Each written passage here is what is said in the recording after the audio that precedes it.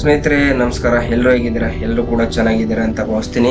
So ಹಾಗಾದ್ರೆ ಬನ್ನಿ ಸ್ನೇಹಿತರೆ, ನಾವು ಹೋಗ್ತಾ ಇರೋ ಪ್ಲೇಸ್ ಬಂದ್ಬಿಟ್ಟು ಇವತ್ತು ಬೆಂಗಳೂರಿನಿಂದ ಅಪ್ರಾಕ್ಸಿಮೇಟ್ಲಿ 80ರಿಂದ 85 ಕಿಲೋಮೀಟರ್ ದೂರದಲ್ಲಿರುವ ರಾಮನಗರ ಜಿಲ್ಲೆಯ ಚನ್ನಪಟ್ಟಣ ತಾಲೂಕಿನ ಸುಪ್ರಸಿದ್ಧ ದೇವಸ್ಥಾನವಾದ ಗೌಡಗೇರಿ ಚಾಮುಂಡೇಶ್ವರಿ ದೇವಸ್ಥಾನಕ್ಕೆ ನಾವು ಹೋಗ್ತಾ ಇರೋದು. ಸೊ ಸ್ನೇಹಿತರೆ, ಹಾಗಾದ್ರೆ ಬನ್ನಿ ಈ ದೇವಸ್ಥಾನದ ಬಗ್ಗೆ ಇನ್ನಷ್ಟು ಇಂಟ್ರೆಸ್ಟಿಂಗ್ ಸ್ಟೋರಿನ ಡೀಟೇಲ್ ಆಗಿ ತಿಳಿಸುವಂತ ಪ್ರಯತ್ನ ಮಾಡ್ತೀನಿ. ಸೊ ಅಲ್ಲಿವರೆಗೆ ಯಾವುದೇ ರೀತಿಯ ವಿಡಿಯೋನ ಸ್ಕಿಪ್ ಮಾಡದೆ ಪೂರ್ತಿಯಾಗಿ ನೋಡಿ.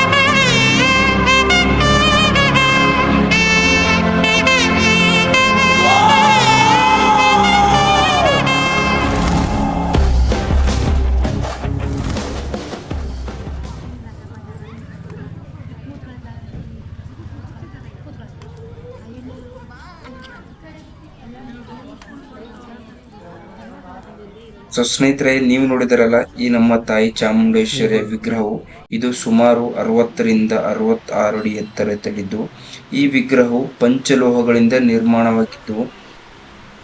ಸೊ ಸ್ನೇಹಿತರೆ, ಇನ್ನೊಂದು ಇಂಟ್ರೆಸ್ಟಿಂಗ್ ವಿಷಯ ಏನೆಂದ್ರೆ ಈ ವಿಗ್ರಹದ ಪಕ್ಕದಲ್ಲೇ ಬಸಪ್ಪನ ಸನ್ನಿಧಿ ಇದೆ.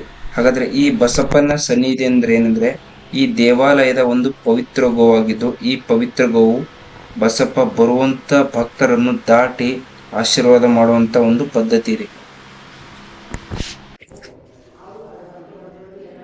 ಸೊ ನೀವು ನೋಡ್ತಾ ಇದ್ದೀರಲ್ಲ, ಸೊ ಈ ಕೂತಿರುವಂತ ಒಂದು ಗೋವೆ ಈ ಬಸಪ್ಪನ ಸನ್ನಿಧಿಯ ಒಂದು ಪವಿತ್ರ ಗೋವಾಗಿದೆ. ಸೊ ಸ್ನೇಹಿತರೆ, ತಾಯಿ ಚಾಮುಂಡೇಶ್ವರ ದರ್ಶನ ಹಾಗೂ ಬಸಪ್ಪನ ಸನ್ನಿಧಿಯ ದರ್ಶನ ಮುಗಿದ ಮೇಲೆ ನಾವು ನೇರವಾಗಿ ಹೋಗಿದ್ದೆ ನಮ್ಮ ಶ್ರೀ ತಾಯಿ ಚಾಮುಂಡೇಶ್ವರಿ ತಾಯಿ ವಿಗ್ರಹದ ಕೆಳಗಡೆ ಇರುವಂತ ಒಂದು ಗುಹೆ ಇದೆ. ಈ ಗುಹೆಯ ಅನುಭವ ಅಂತೂ ತುಂಬಾ ಅದ್ಭುತವಾಗಿದೆ. ಈ ಗುಹೆ ಕೆಳಗಡೆ ಬಂದು ಸ್ವಾತಂತ್ರ್ಯ ಹೋರಾಟಗಾರರು, ವೀರ ಸೇನಾನಿ ಹಾಗೂ ಶರಣ ಸಾಹಿತ್ಯ ಹಾಗೂ ದಾಸರಿಗೆ ಸಂಬಂಧಿಸಿದಂತ ತುಂಬಾ ಅದ್ಭುತವಾಗಿರುತ್ತಂತ ದೃಶ್ಯಗಳಿದೆ.